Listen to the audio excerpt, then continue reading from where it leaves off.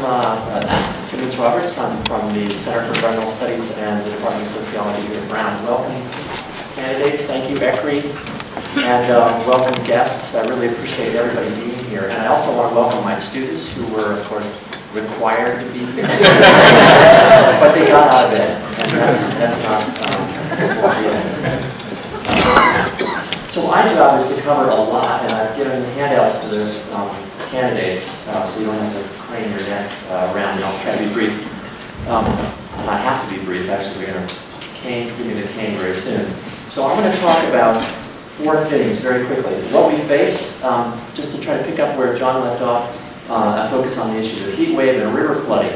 When I came to Rhode Island 5 years ago, and I should say I plan to spend the rest of my life here, I love Rhode Island, I realized that the University of Rhode Island had a huge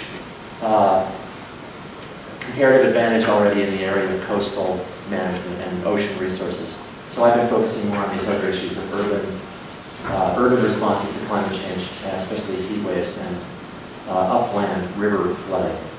So what happens when there's major storm events like rainfall.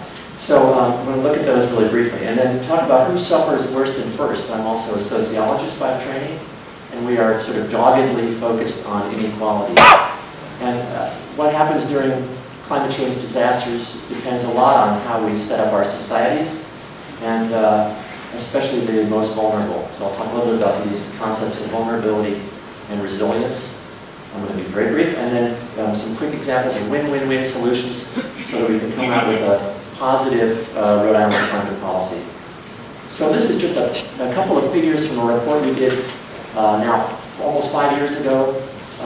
It was called Assessing Rhode Island's Vulnerability to Climate Change and Its Options for Adaptation Action, done by a group of master's students and one excellent senior undergraduate.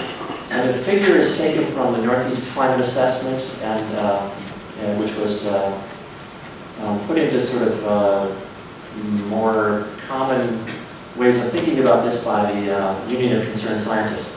It shows Rhode Island hopscotching down the coast, and depending on whether we have a high emission scenario, what John described as the dystopian future, or a low emission scenario, we either end up in 2070 in southern South Carolina, or we end up in southern, sort of Tidewater, Virginia, where I used to live. So in other words, our future, what we choose to do on the side of mitigation or reducing our emissions matters a lot. And it's, again, as he said, depends a lot on what we choose to do now. So look at the difference. If we have high temperatures in our high emission scenario, our summer's temperatures are likely to rise 6 to 14 degrees. Our winter temperatures will be up 8 to 12 degrees. That'll be 60 days over 90 degrees. Can you imagine a summer in New England with 60 days over 90 degrees? 2 to 4 weeks over 100 degrees. This is an acute crisis for a region with very few people with air conditioning, and especially there are groups of people who don't have even good ventilation in their homes. Some of them are afraid of crime, so they have bars on their windows are sealed shut. And we've seen in Chicago, for example, in 1995, what happens when there's heat waves like that. Thousands die. And in Paris and in Moscow, we saw this in 2003. The sea level rise has been discussed some. It's a serious issue, and the numbers keep getting higher. This is a bit earlier, that's why those numbers are lower. So I'm going to move along here to talk about the heat island effect. You all probably know this already, and you can just feel it from your own experience of driving from the suburbs into the city, or walking or running, as I like to do. You can feel the difference in an area that's filled with concrete and buildings. They absorb the sunshine, they heat up all day, and then they radiate that heat all afternoon and all night. And so the night times don't cool down, and the next day starts hotter, and it just gets hotter. So during those heat waves that come in July, the middle of the city is a dangerous place to be. And those numbers suggest that it's going to be more dangerous. Some students a few years ago did a project in a geology class with our Professor Jack Mustard, and they looked at Landsat satellite photographs of surface temperatures around Providence On July 10th, 2009, again, I think that early July is like when we really need to pay attention to. And you can see these just massive differences between the core of the city. This is really worth studying. This figure is also in a report we did on the urban heat island effect and trees, the importance of urban trees. And you can see this sort of valley road. You can also see heat pockets in Pawtucket and East Providence. You can see the difference of, the Roger Williams Park Zoo is blue and cool. I live up near Irving and Blackstone, and you can see in that section of east side of Providence is far cooler than any other parts of the city. And the reason is simple, it's trees. Trees matter because they absorb that sunlight, they actually sweat, they cool the air around them, they absorb pollutants through their stomata. They also collect particulates on their leaves from diesel fumes and dust, which then wash down into sewers instead of going into our lungs. And they cool everything underneath them, of course. A nice article in the Projo a couple years ago following environmental. Trees also help with this flooding issue. So this is a nice figure from the US EPA, and it's also by a group called the Center for Watershed Protection, showing that in an area with a lot of trees, only 10% of the water runs off when there's a rainstorm.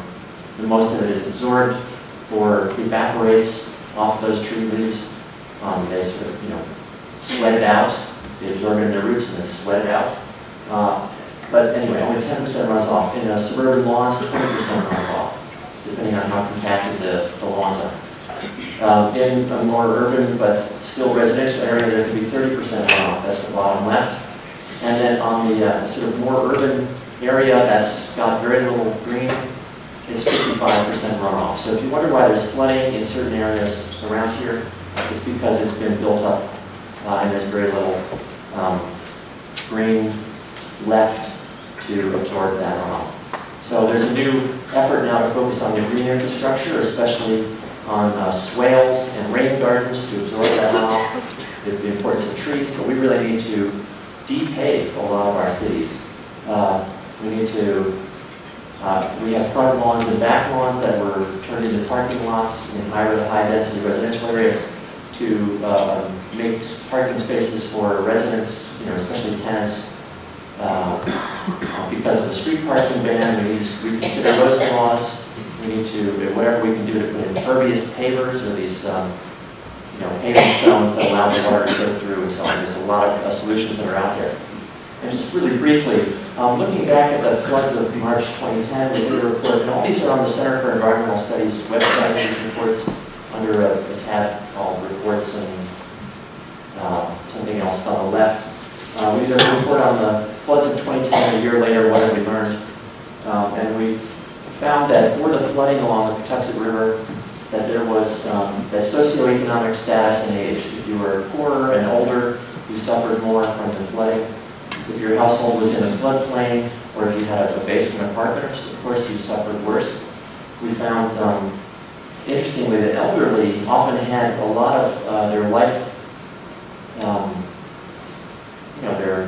the things that they had collected through their lives in their basements, and all that stuff got flooded and just sat there and rotted in the basement, and because they were unable to clean it out. So then they have a mold problem that's very hard to take care of. There's also unequal access to recovery sites. Some people are able to evacuate when there's disasters. We've learned in New Orleans, another place where I lived for 10 years, that if you don't take care of those people and really figure out a realistic plan for them to evacuate, they can't. It's expensive to evacuate. It's difficult.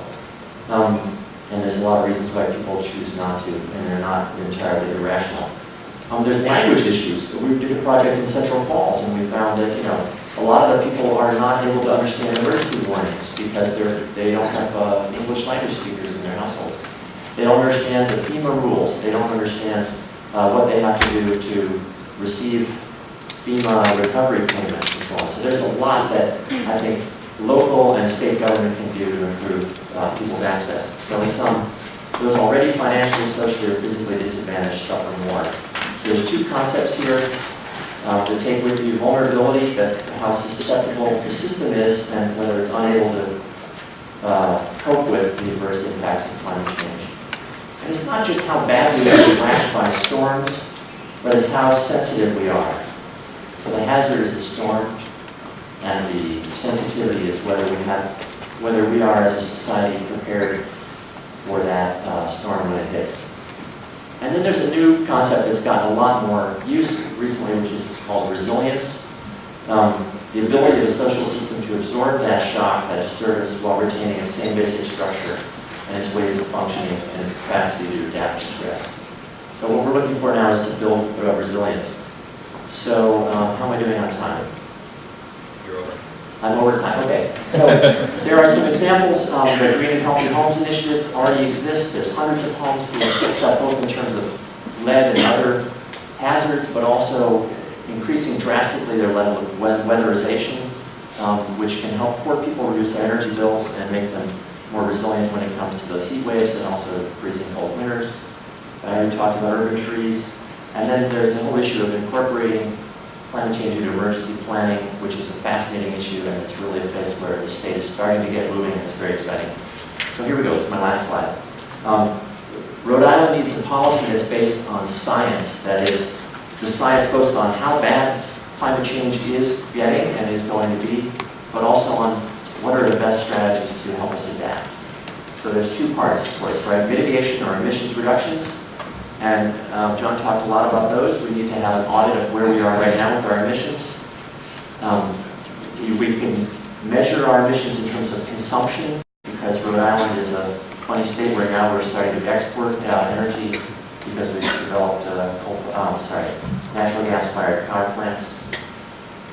We need ambitious and measurable targets.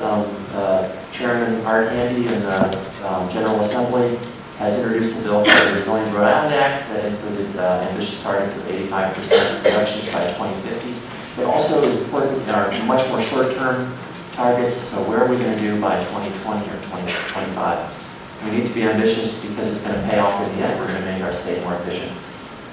We need to focus on these, the old and low-income housing. So we have a lot of old buildings in the state. Rhode Island can be a pioneer in how to make those the most efficient they can be.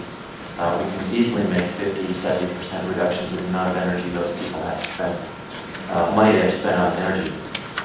And then we need state leadership. There's so much procurement that goes on through agencies. There's the Department of Transportation deciding what projects to do, whether they're going to spend it on public transport or on more lanes for more cars, for example. On the adaptation side, we need to identify the most vulnerable. We need to figure out how to reach those people. We need to require that when cities and towns do their comprehensive plans that they include climate change as it's happening now, but also the projections 10, 20, 30 years out in the future. Because anything they build now is going to be around for 30, 50, or as we know, we've got some of our infrastructure is hundreds of years old in Rhode Island. So we need to think about the coast, and I was hoping that John would help with this one. The coast is so tricky. So much of our property value in the state is that front line of houses. Some of those will have to be retreated from. I don't have the answer on that. Again, I sort of punt that over to you or I. I found out everyone.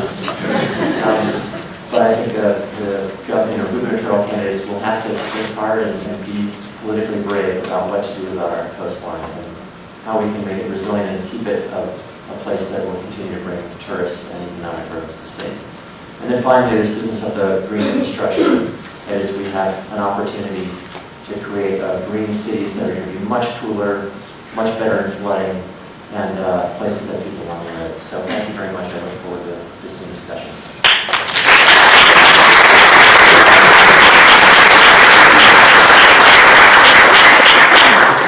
Okay, one question. Hi there. I want to be the first to congratulate you for bringing this to our attention. It's a grave situation. I understand that. I'm a URI grad myself. I spend a lot of time understanding the infrastructure needs here in the state. I know there's many.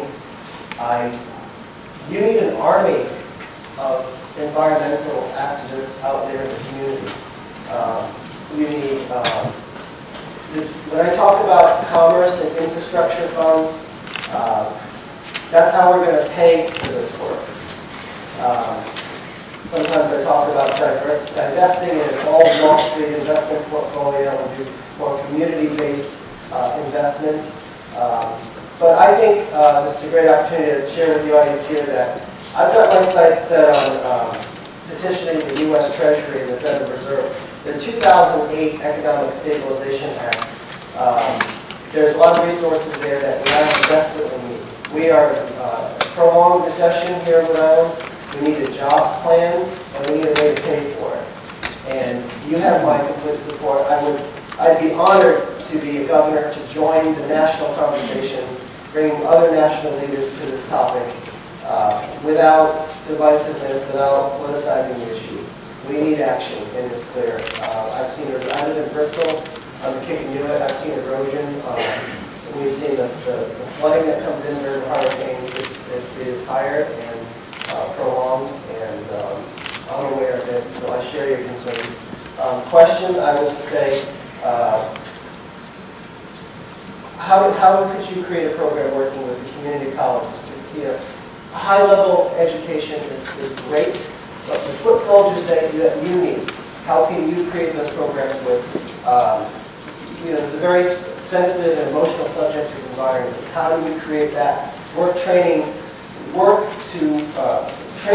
work program available to the smaller colleges? Those are going to be your foot soldiers in this battle. That's a great question. I appreciate your time. I would say, I've never heard this question before, so I'm on the fly here. But I would say,